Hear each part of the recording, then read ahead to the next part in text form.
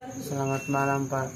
Saya akan menjelaskan pertanyaan yang diberikan oleh Pak di Teams.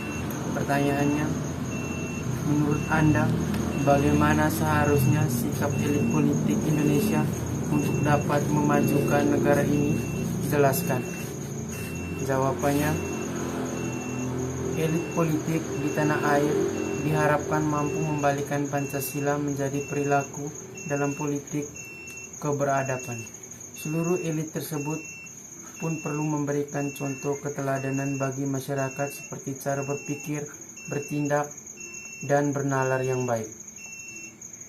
Peran elit politik dalam pemerintahan ada dua macam, yaitu mereka para elit politik yang ada dalam pemerintahan dan mereka yang berada di luar pemerintahan. Yang berada di dalam pemerintahan pasti mempunyai peranan yang sangat penting dalam membuat kebijakan untuk pemerintah, dan para elit politik yang berada di luar mempunyai peranan untuk mengontrol, mengawasi, memberi masukan, dan mengkritik pemerintahan supaya lebih bagus lagi.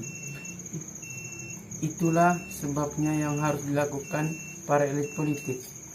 Politik bukan saling menjatuhkan antar individu maupun antar kelompok dan bersaing secara tidak sehat. Para elit politik mempunyai peranan yang sangat penting untuk menjalankan roda pemerintahan Indonesia dan menggiring dunia perpolitikan ke arah yang lebih baik lagi. Kita sering melihat di televisi atau di media cetak, media elektronik, dan media-media sosial lainnya bahwasanya apa yang mereka perlihatkan kepada kita tidak pantas dan tidak layak sekali menjadi elit politik Indonesia, di mana mereka beradu pernyataan atau beradu argumen yang saling menjatuhkan satu sama lain. Bahkan tidak jarang kita melihat mereka beradu kontak fisik.